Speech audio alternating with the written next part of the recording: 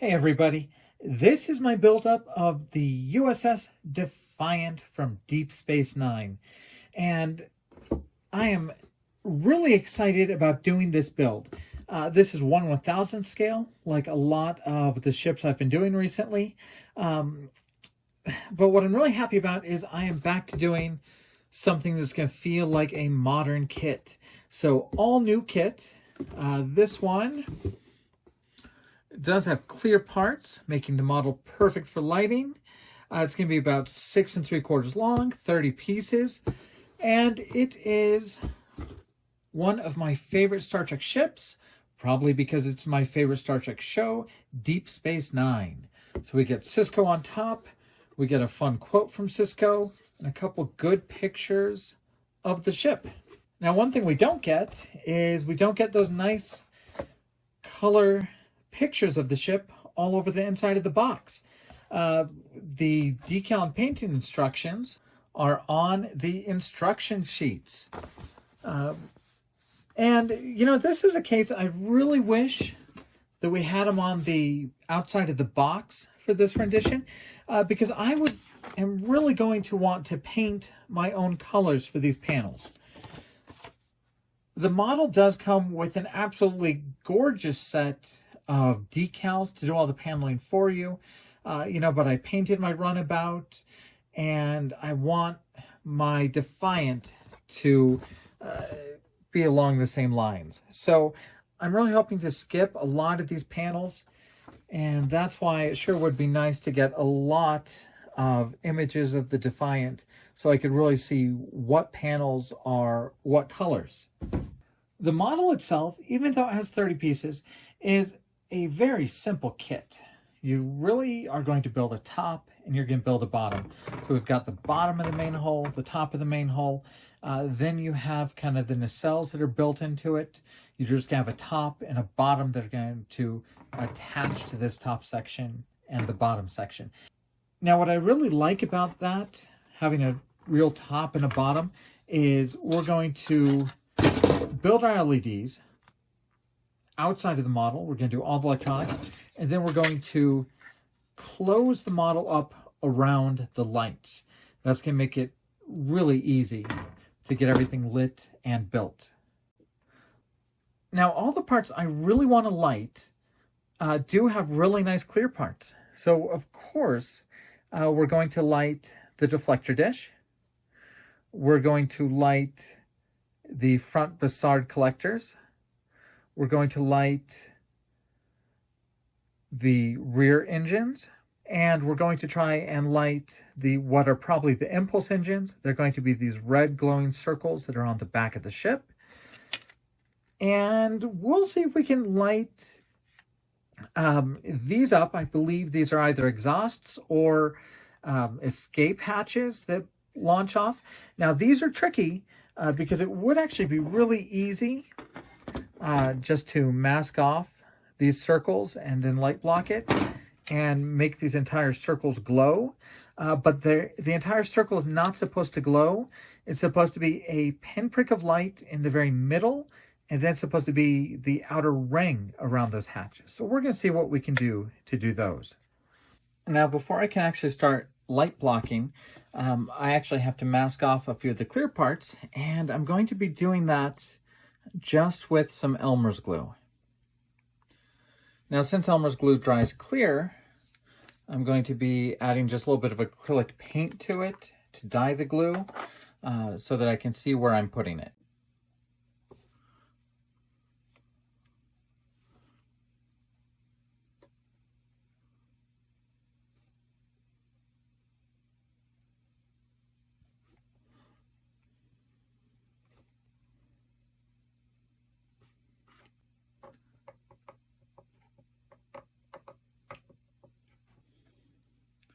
Extra bits or splashes can be cleaned off just with a wet Q-tip before it dries. Also, before I light block, I want to open up this part. The clear Bassard collector sits on top of this, so we need to open up some holes so that the light can shine through to actually light that.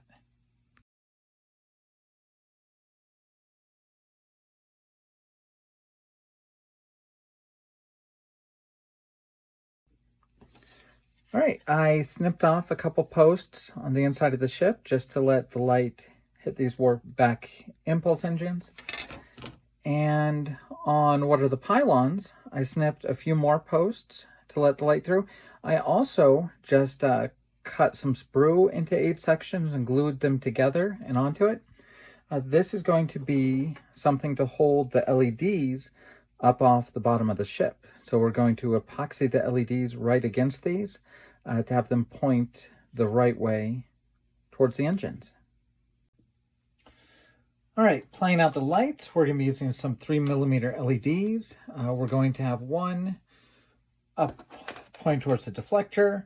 We're going to be using 2 for each warp nacelle.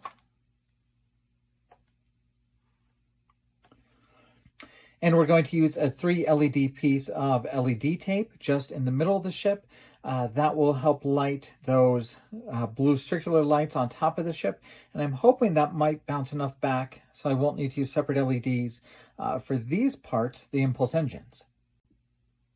All right, I have sprayed the entire interior of the ship in a very glossy white color, including the mounts I made for the LEDs. You can see the holes I've opened up for the LEDs there.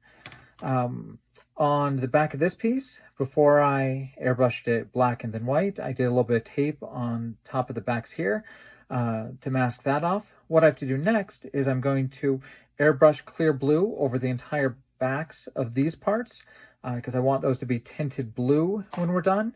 I'm going to do the same thing for these strips, which are the discs that fit up in the top of the ship.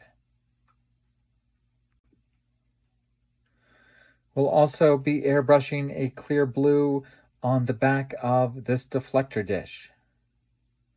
And there you can see the black is the black paint I did to do light blocking, and the blue that you can see from the back, that is the blue Elmer's glue that is masking this. You can see that looks like pretty good masking from the back.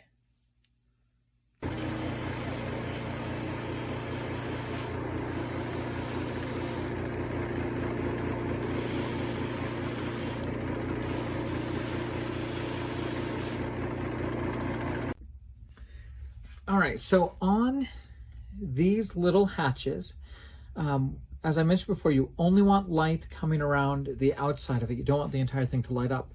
So what I'm doing is I'm literally dropping a single drop of paint in the middle of these hatches. I did it with black first, and now I'm using one of the darker grays I'm going to be using for the panels on the ship, and I'm just dropping it right in the middle.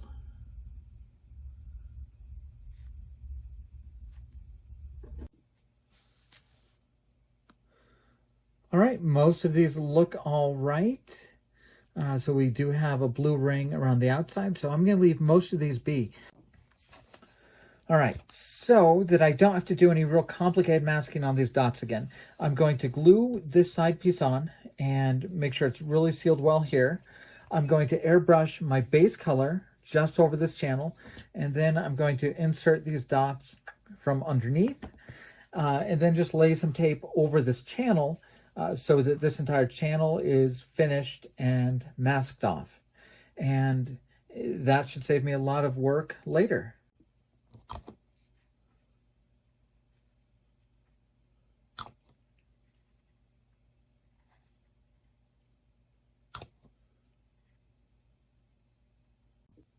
Right, I've also cleaned off the paint off these two gluing surfaces, and I'm going to be gluing the top of the nose piece in place at the same time.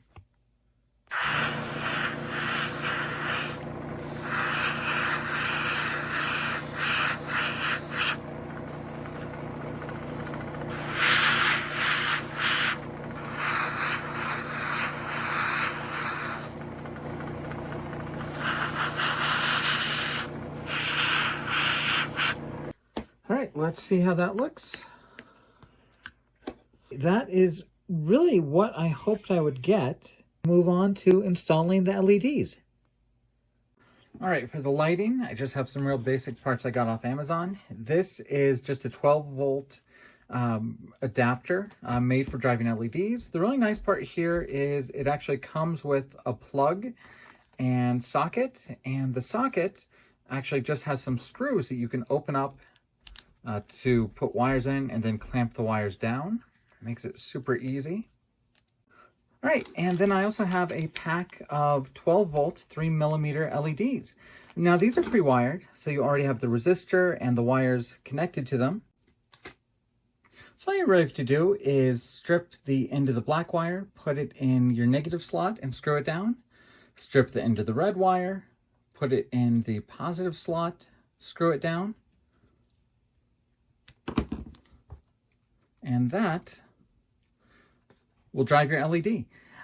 So obviously that's super simple. We're not going to do one LED, we need to do 5 LEDs. Now, this example is really just going to be 3, but when I actually do it for the kit, I'm going to use 5 LEDs, and I'll lay them down on that template I made to make sure I get all the links right. But if you want to drive 3, you just kind of wire them in parallel, which means we're going to make sure all of the black wires have a direct connection to the power source and all the red wires have a direct connection to the power source. So we're literally just stripping the ends. We're getting the wires twisted together. We're going to do a little bit of solder to hold those together.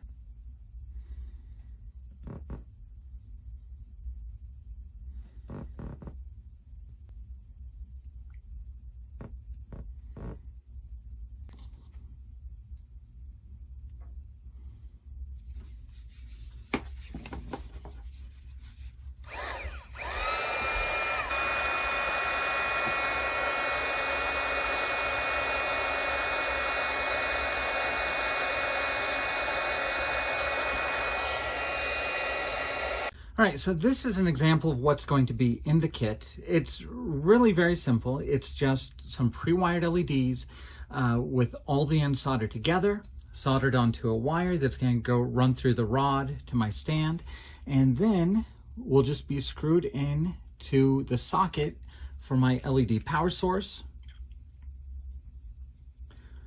I'm also going to add in one tiny piece of LED strip. That really works exactly the same way.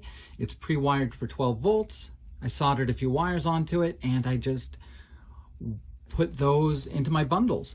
But that's really all it takes. You know, this is probably a $10 pack of LEDs. This is a $10 power supply. You do have to have the initial investment of shrink wrap, a soldering iron, but those things are pretty cheap, and it really does help you do a lot of lighting. So I'm going to step aside and build the real one for the kit, kind of measuring it out against that template so I get everything the right sizes, and then we'll keep on building. All right, I've just used some 5-minute epoxy to glue the LEDs in, and I had to make a few holes, mostly in this bottom piece. Some holes here for the wires to come out, and a hole here in this for the stand and the wire to come through. But next we'll just start building the bottom onto the ship.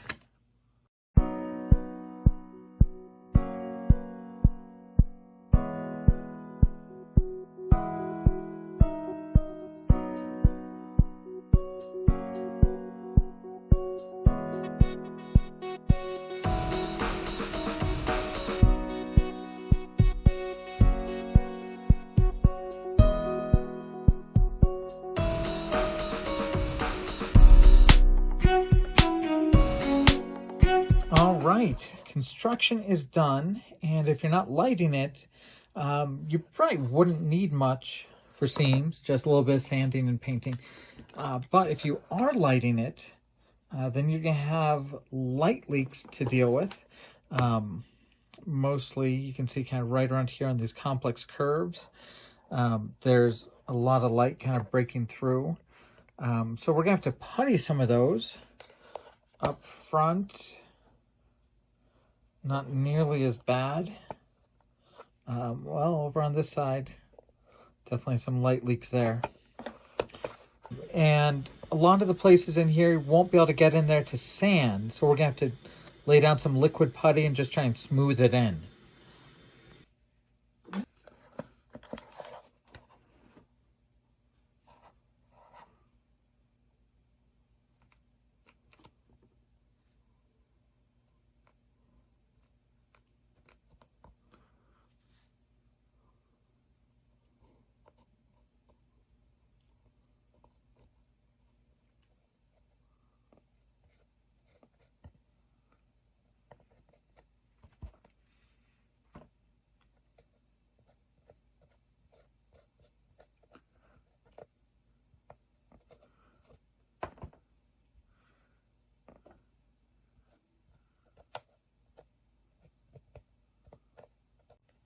All right, I've applied the liquid putty and I'm just using a wet makeup sponge just to kind of push it in to the cracks and wipe it off the other surfaces. So we'll let this dry, see how the putty sets up, and see what else we need to do to keep working on those seams.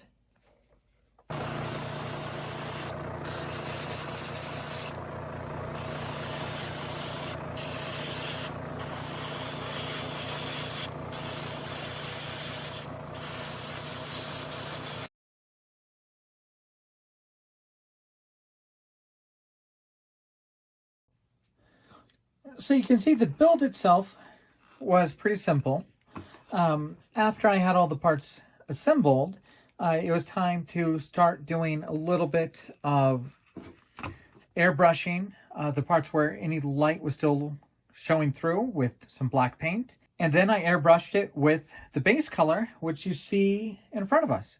After that, it was time to unmask the ship, starting off with our Bizarre collectors up here up front.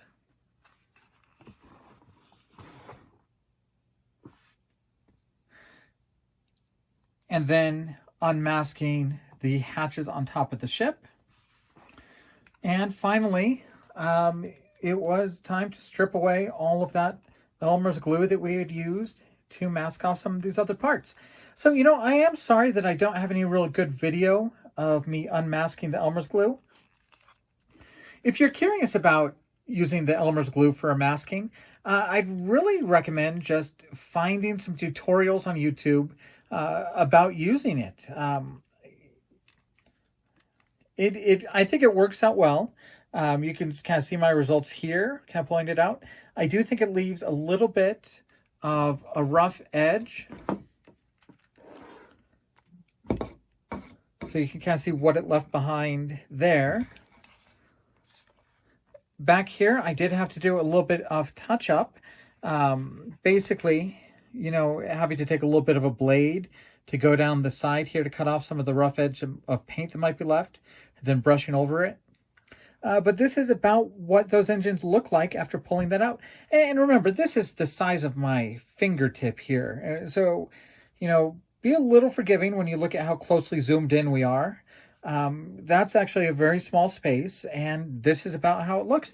And, you know, I am pretty darn happy with it. You know, if I could redo any of the things I did on the lighting, I think I would add in 2 more 3mm LEDs to really make these red impulse engines shine. You can see they do catch light from the inside of the ship, but I'd love for that to be a bit brighter. I'm very happy with the hatches. I'm very happy with the deflector. The other things I would change is I needed to have made a bigger hole behind these Bizarre collectors. I thought there'd be enough room for the light to come through the hole and disperse a little bit, but when you get in close, you can really just see the light is shining through just where I cut the hole. I think it's still a good effect, and certainly from a distance and in real life, it looks better than it does on camera. But I would advise make a much bigger hole behind here so the entire thing lights up brighter, and then add something to diffuse in the back, because you can see I do have a hot spot where the bulbs are. I think it kind of works for the Defiance engines. I think that looks all right. But yeah, if I could go back, I'd add something to disperse the light here. I'd add a light bulb behind these engines and a bigger hole up front to make those light up better. But then, you know, I step back a little bit. I take a look at the ship and how it lights up, and I am really happy with it. We're going to go ahead and start doing some more painting on it, but very good progress. Okay, the decals are really, really tempting me. You know, I look at this and I look at the decals and I think I really could have this wrapped up in a day or so if I use these decals. But then I look at my runabout and I think about how much I like my runabout, how fun it was painting it, and overall how it looks when it's done. And I think I've got to paint the Defiant. So I have some fresh blades. I've got lots of masking tape, and I'm going to try and paint this.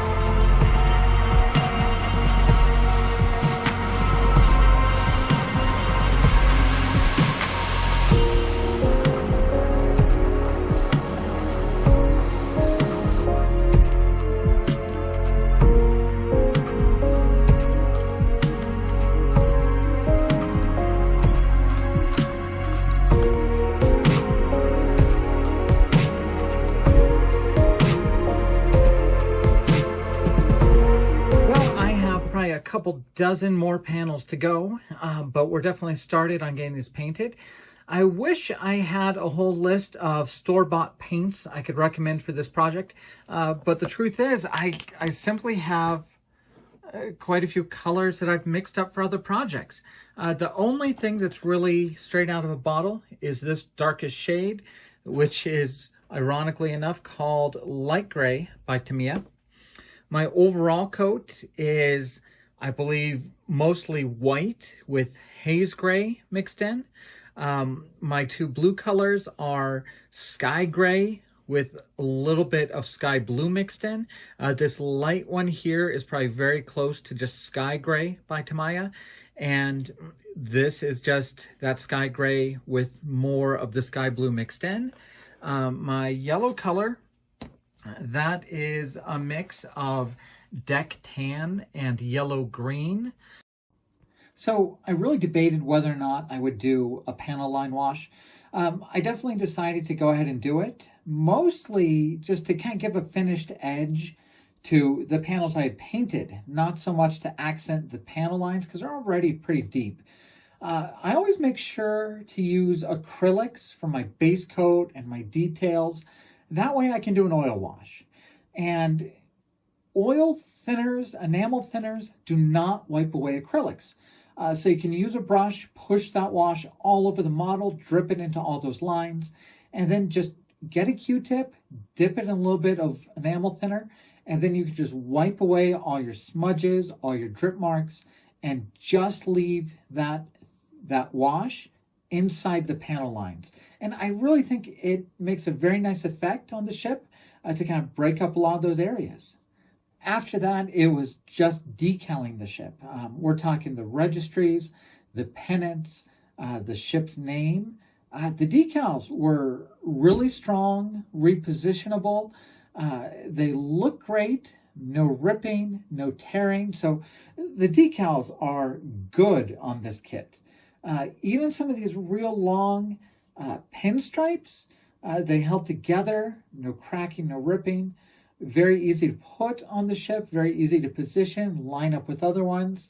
It was a lot of fun to work with these decals to give the ship its finished look. Here's our completed build. So the complete buildup of the USS Defiant in 1/1000th scale. There was nothing frustrating about this build. Everything fit well. The decals worked well. It was fun to mask and paint those panels. So exactly what you want from a model kit. I really like that this model kit lends itself to doing a couple different things with it.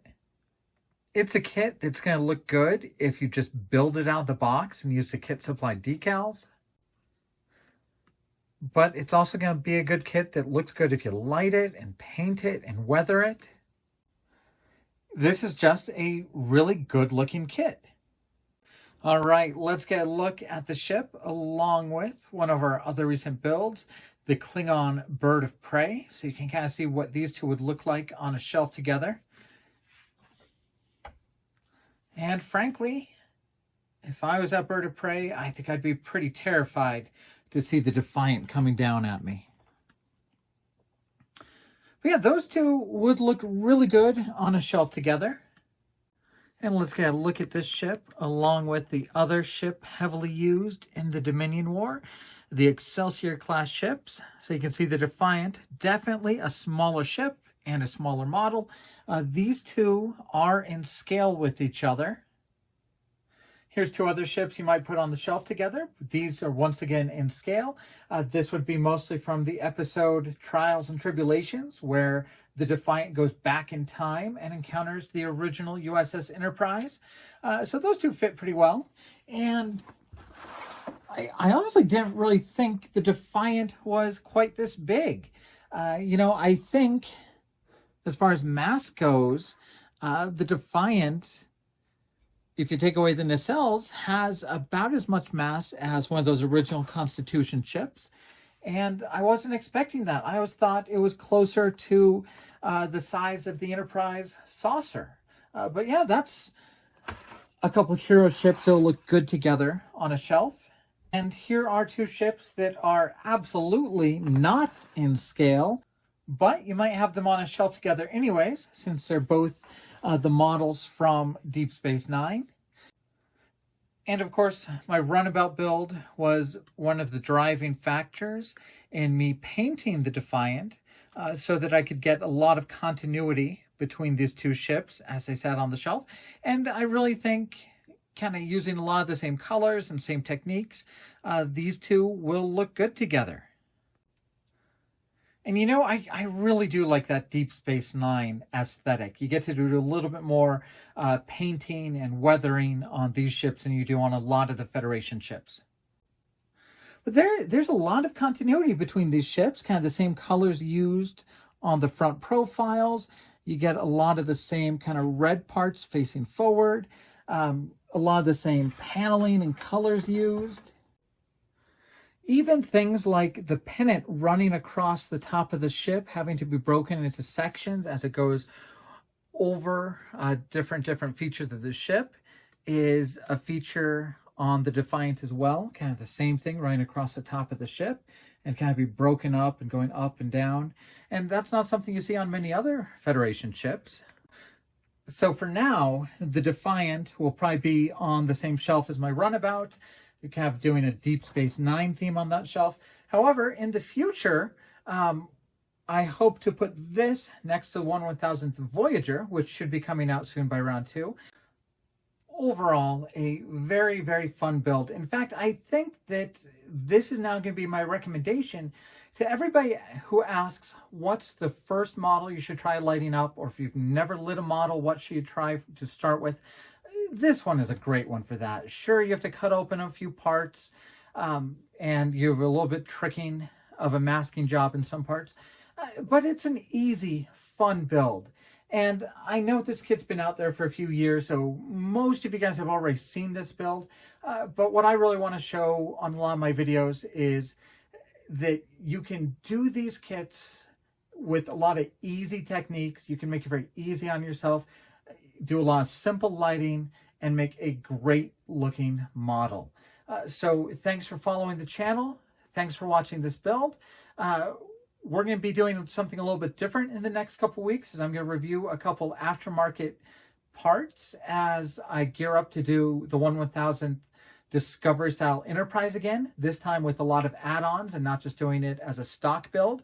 So stay tuned to the channel for those videos, and we'll be back soon.